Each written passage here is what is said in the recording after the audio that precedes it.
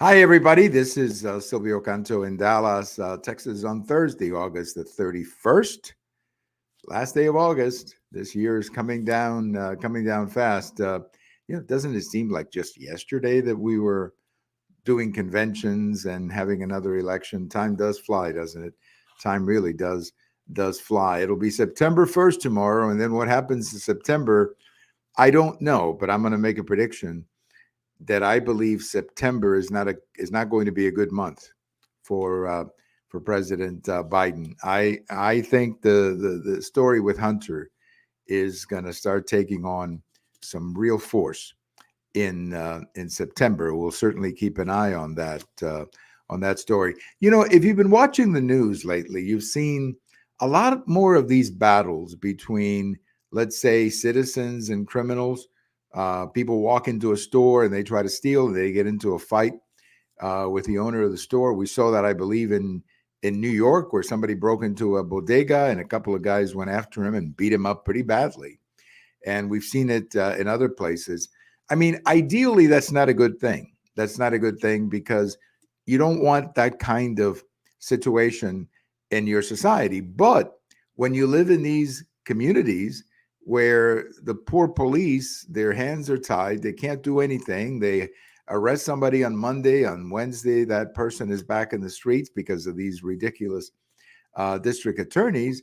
Then I think you can expect citizens to do more of this. I think you can expect citizens to protect themselves more, and they will. Again, it's not the best situation in the world, but it is what happens when law and order breaks down. I have a post over at the American Thinker Thursday morning about the border, where I was trying to be a little funny with the title. I was trying to say, who knew that terrorists would try to cross the border? Well, yes, if you have an open border, if you have a border without restrictions and you overwhelm the border patrol with all kinds of activities, then yes, you're creating an opportunity for people to come into the country, not only drugs, not only migrants, but more dangerous than that, terrorists. And I saw that they captured some the other day, and who knows how many get away. But this is what the real failure is. When you have an open border like this, you're inviting a lot of people to try to get through, and some of these people do not have our best intentions as a country. And this is why you have to have order on the border. You have to have restrictions. You have to follow a certain procedure if you want to come to the United States. But this, come right in, tell me that you want asylum and we'll give you a ticket for a future court date. That's a disaster, as we're seeing across the country right now.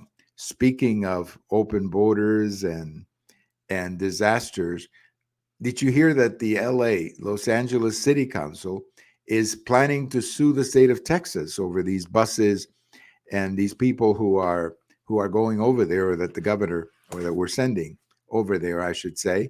What Governor Abbott started doing, of course, is sending buses of migrants to sanctuary cities, LA being a sanctuary city. In fact, they recently doubled down on the fact that they were a sanctuary city. So they're sending buses in that direction. They don't like it in Los Angeles, and they don't like it because obviously they don't have the money right now. They don't have the resources. No different, by the way, than the situation down in South Texas with cities on the border overwhelmed by these people. I was listening to an interview with a police chief down in one of the little towns on the border, and he was saying that he spent his entire budget in the first 3 months because of all of the extra work and extra time that his men were doing in the police force. Well, that's what's happening on the south side of, or on the southern side of Texas. They're on the border also, probably in Arizona. You don't hear as much about Arizona because the governor there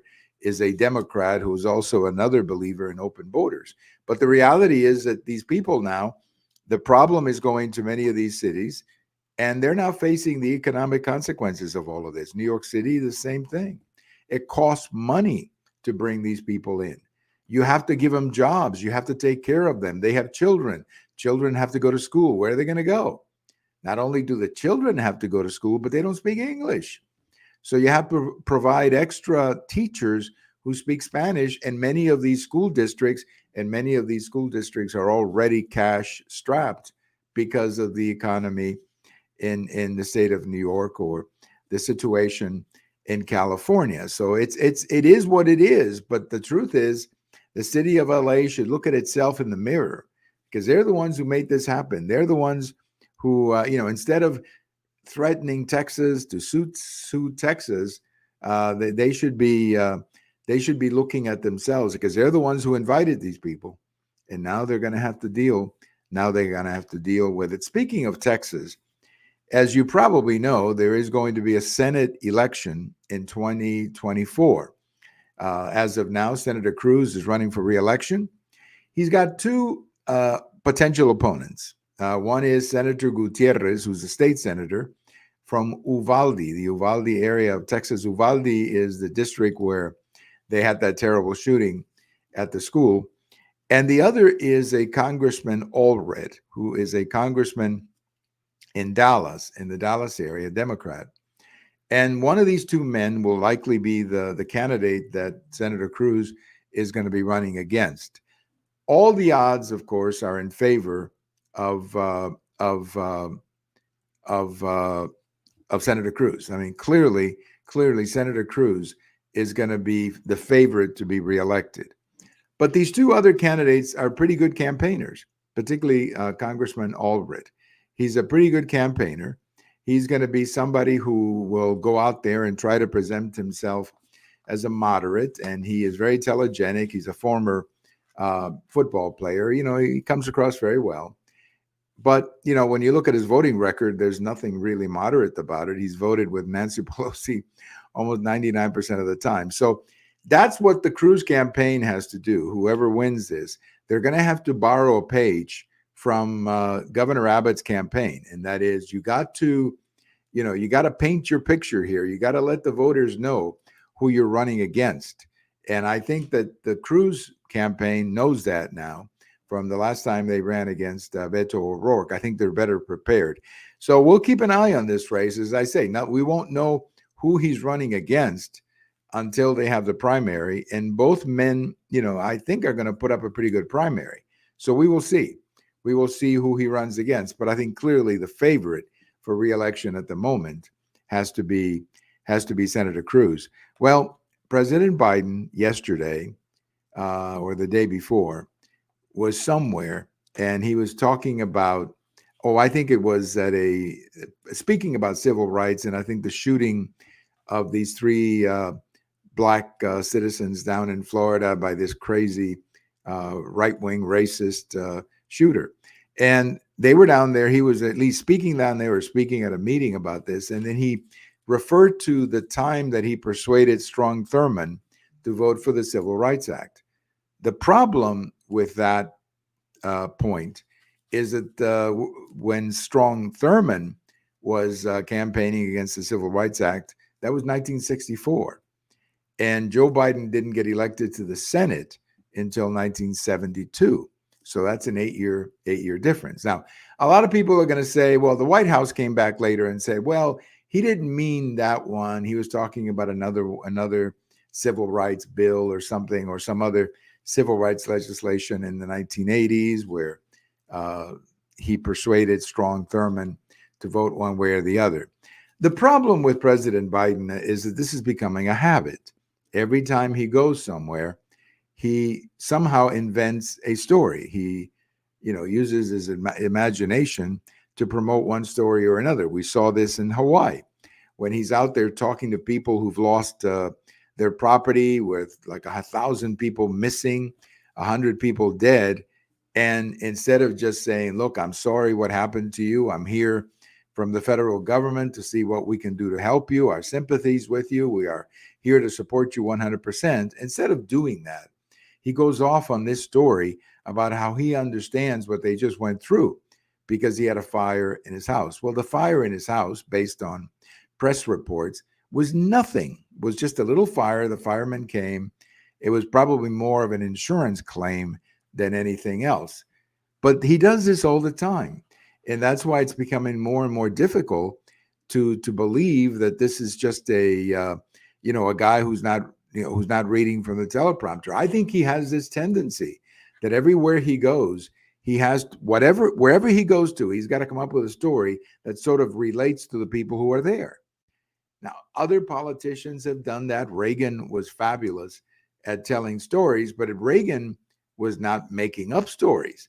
He was telling stories. Often he would relate his own story, or very often he would, use some other story or something out of the Bible or out of a book or whatever to relate a story. But Biden keeps putting himself in the middle of the tragedy with things like this. And I think that, it's really a sign of a man who's either very dishonest or a man who's lost it.